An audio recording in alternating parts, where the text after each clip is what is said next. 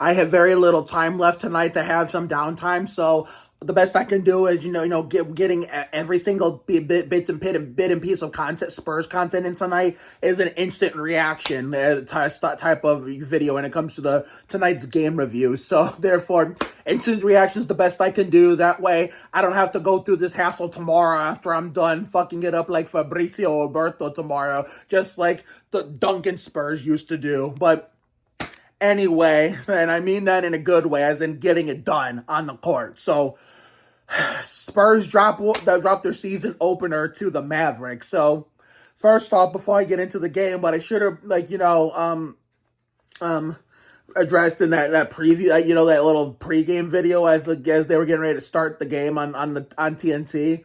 Why the fuck isn't Stephon Castle starting? I mean, Wemby, of course, he was a no-brainer. He would just be the starting center, and Chris Paul I can understand, but if anything, Stephon Castle should be starting over Julian Champagne. I like Champagne. It's actually Champagne, not Champagne, so I've been saying his name wrong the whole time. So Champagne should be coming off the bench, backing up Stephon Castle, if we're going to have any realistic shot of Stephon Castle earning Rookie of the Year. So therefore, maybe, and that's another thing, the Holtz Pop and Brian Pop in the front office can hopefully look at, another thing they can just get their heads out of their asses over, besides, allowing these nobodies to come in and use Malik Bonner's number. And they ever think about using Patty's number, I'm literally going to scream, for anybody who comes into San Antonio, even if they had the 8 before. But we've talked about this topic numerous fucking times, so therefore, we're going to save that for another day, another video. But anyway, so looked like Zach Attack Collins came back, just fine.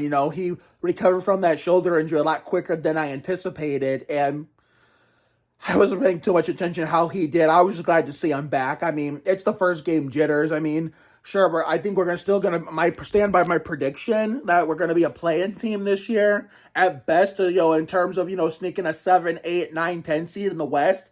And if we do, I feel like we're good enough to actually win our play-in game if we get there. And, actually make it to the playoffs for the first time since 2019, which, as we all know, should have been Tony Parker's, last ever playoff run with us. But like I said hundreds and thousands of times, we unfortunately cannot have nice things. But anyway, and that's another thing I wanted to address. If I'm lucky to touch my PS4 and, get the proper tools and equipment to record the game, so that way people on YouTube can actually all see the same thing I'm seeing on the TV, I might do an NBA Live 16 what-if scenario where, because, as a Tim Duncan fan growing up, being a Spurs fan this whole career, after we sent David Robinson out on top in 2003, I wanted to do the same thing for Duncan, but unfortunately Duncan had the sad ending. So I think an NBA Live 16, we can do a what-if season where what if 40-year-old Tim Duncan, gets past, the last of the Kevin Durant and Russell Westbrook led Oklahoma City Thunder in round 2, doesn't blow that 2-0. Well, no.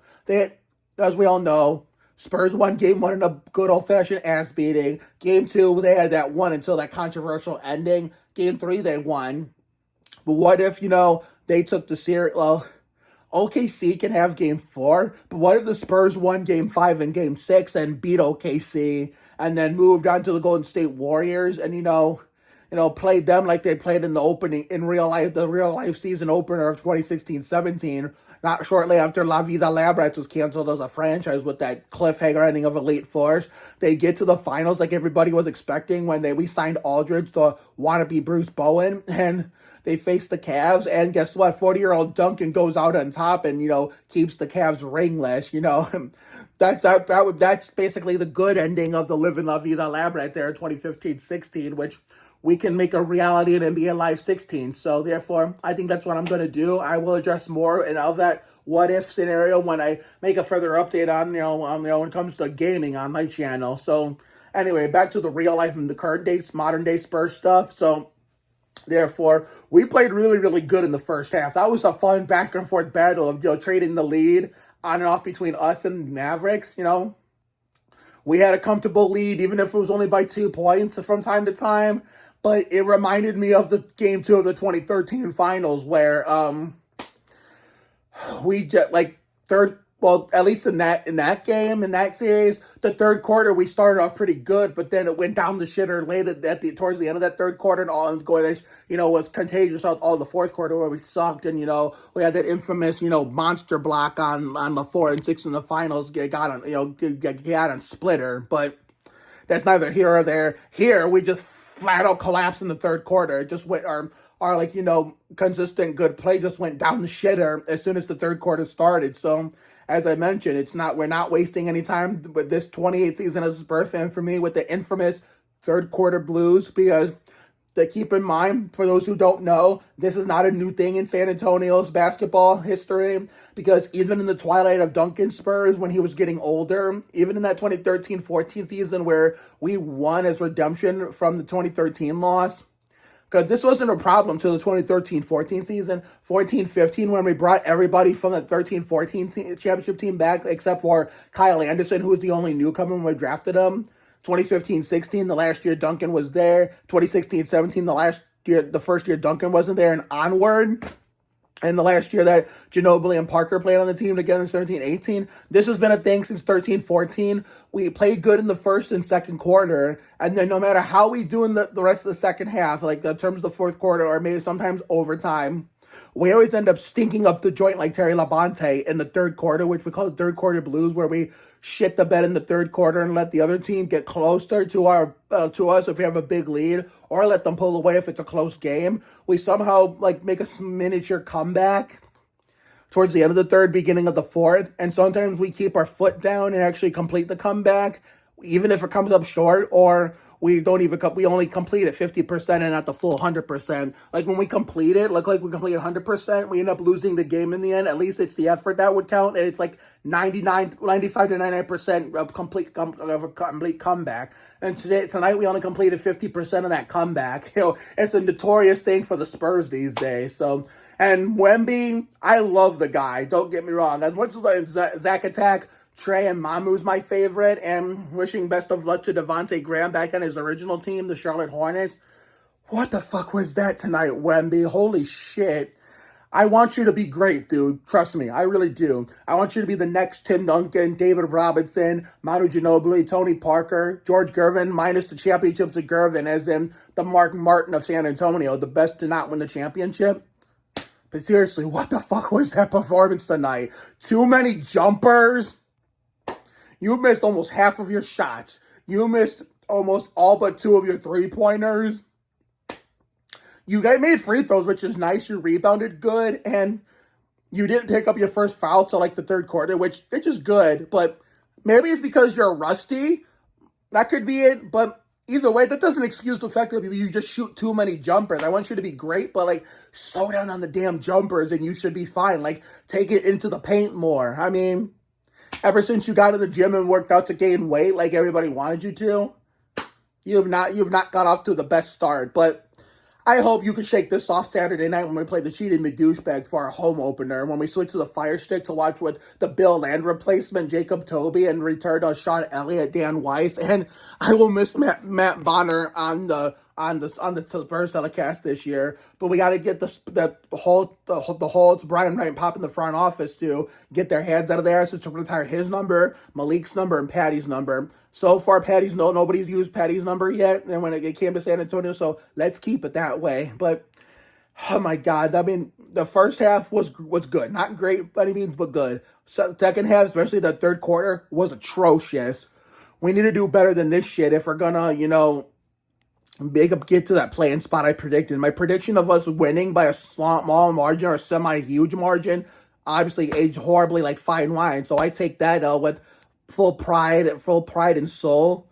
But if we're going to become a play-in team at best, we get a 7th and 10th seed, then guess what? That consistent play in the first half, we need to do in the second half too, each and every game. So let's work on it. Hopefully put that to the test for the first time this coming Saturday night. But I need to get the fuck off this thing and, get ready for tomorrow, because it's going to be a true test for me for the first time this 2024-25 season. So therefore, have a good night tonight and a better day tomorrow. Take care, everyone. Good night. And I will see you all for the next video, whenever that may be, which will most likely be our little like first ever full on Spurs game review when we go over the home opener and a more full on detailed review. Which this was just a instant reaction video tonight since I don't have time to do a full game review and put a lot of effort into the editing and stuff. So this is all you're getting for now. I was going to wait till tomorrow to do the full game review, but I'd rather get this over with now. And plus, we're not playing tomorrow because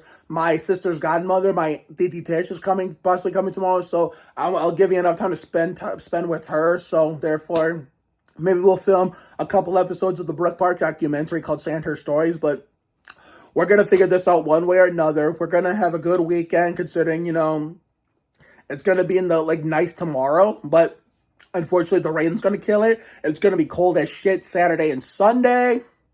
So that's why we're watching the Spurs Saturday night and the Ford 400 at Homestead Miami Speedway Sunday afternoon, 2:30. Monday, we got to go to the Croucher Dunes to say happy Shane Meal 47th birthday to the Jerry Springer lady. And then the 29th and 30th, one day we'll do Sandy Ridge Trash Talk, and then another day will be a wild card, and no Halloween for us this year. We're not trick-or-treating, so like I said, it's going to be a Diet Light Soda version of 2021 on a Sunday when we watch NASCAR, the Old Dominion 500 at Martinsville. So this time it's going to be on a Thursday where we're going to watch the Spurs instead.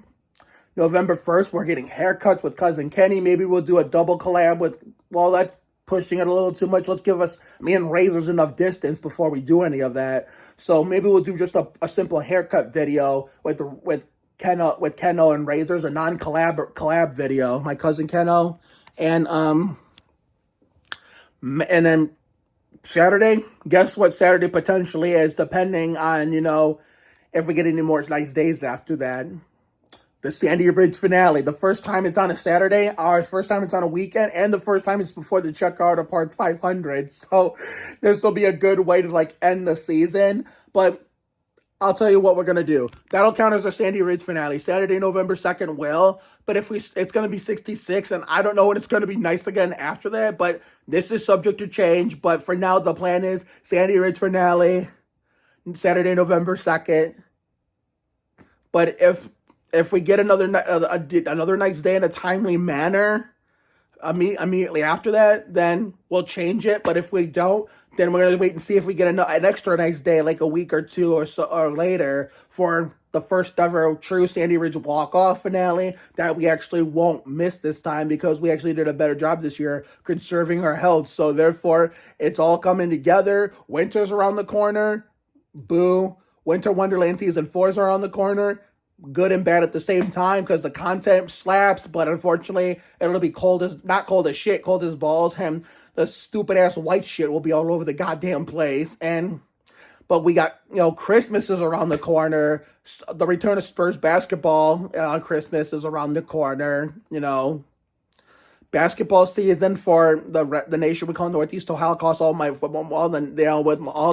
schools with my friends still in it, the ones who are still in school. That's coming up. So the broadcast of basketball will be back before you know it. And we're going to be doing a lot of Spurs content. The NASCAR content will resume the speed weeks. I don't even give a shit about Bowman Gray at this point. Not Bowman Gray, the track. No, I don't give a shit about the Bud Shootout no more. So I'm most likely going to skip that and find something better to do.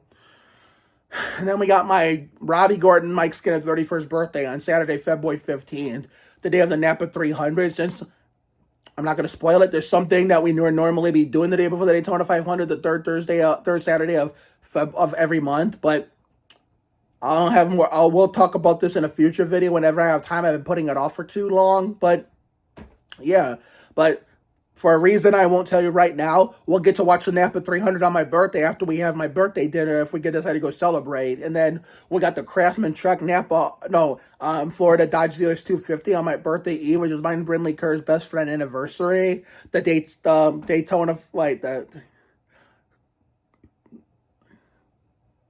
the 67 annual Daytona 500 the day after.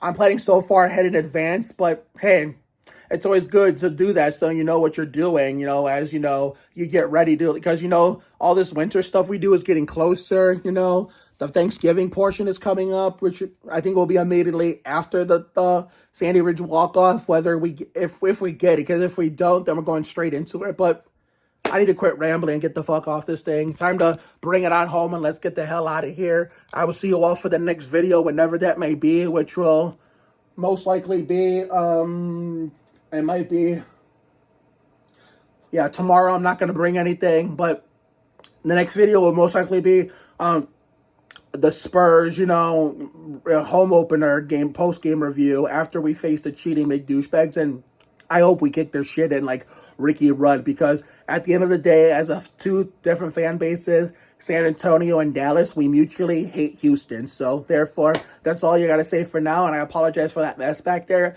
It'll get cleaned up sooner than later before you know it, and those 3 NASCAR pictures you see before, you'll be hanging up on that wall, even next to that Earnhardt Sr.